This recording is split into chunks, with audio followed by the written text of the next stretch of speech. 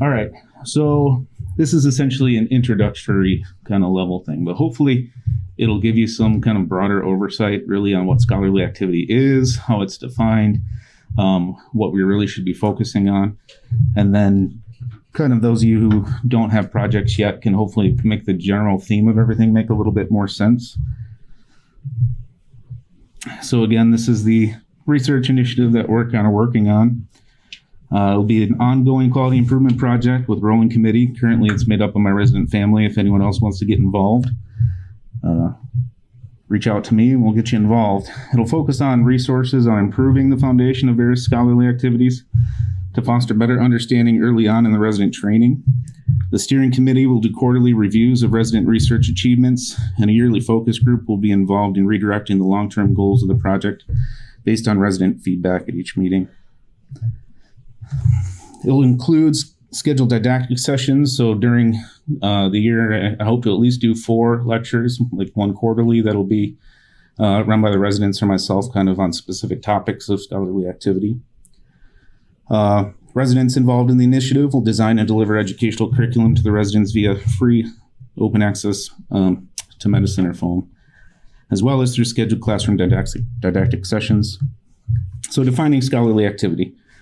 There's really 2 types of scholarly requirements for residency programs. There's that the ACGME requires, and then that the institution requires.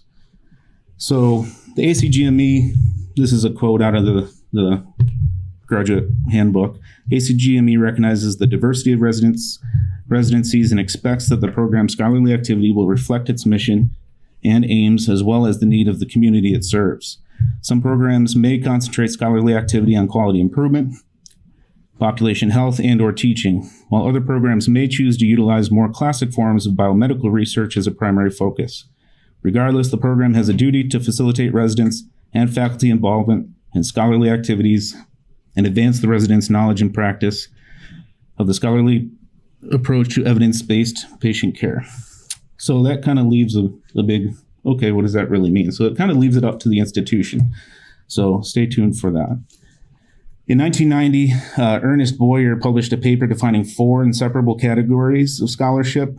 These 4 core principles were later adopted by the ACGME as the general outline for defining what scholarly activity is.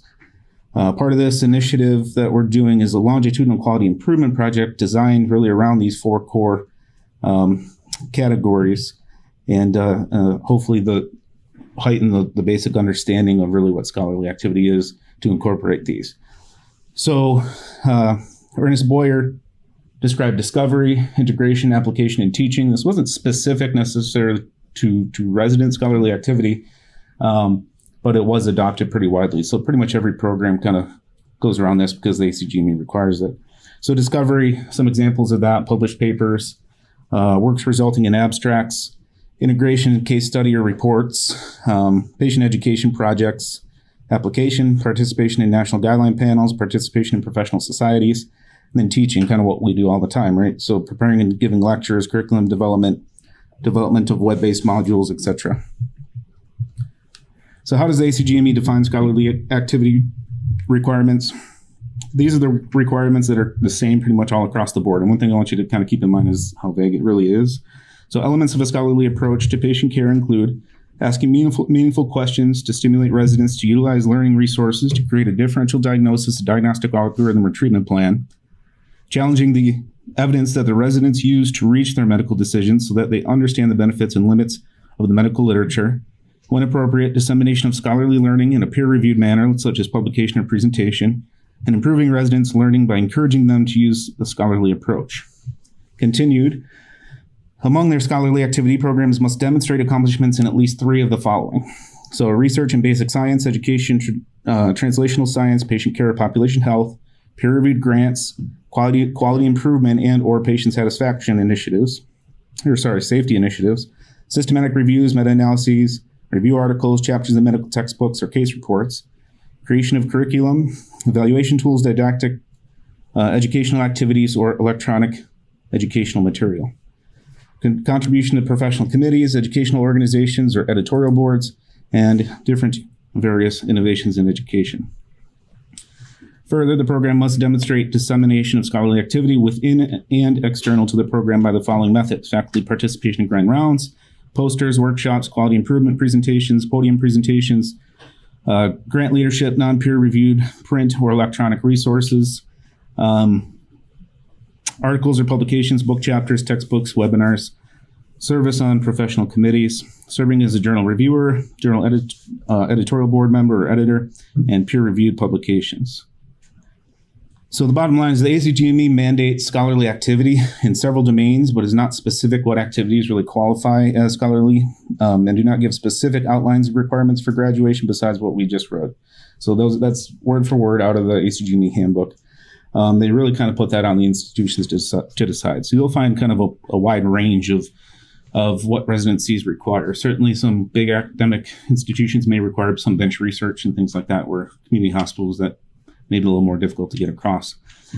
So this is, some institutions use a point-based system. In 2009, the U.S. Army put out a publication looking at it was a family medicine residency, which we'll talk about in a sec. Instead of just saying, hey, yeah, you have to be involved in scholarly activity, they assigned point values to essentially the different various types of activities that you can do, and you had to meet so many points to graduate. So University of Arkansas came out with this study, and then Henry Ford also adopts this almost verbatim. But essentially, I'm not going to go through it in detail, but essentially every activity gets a point value, and then the residents have to meet a certain point value.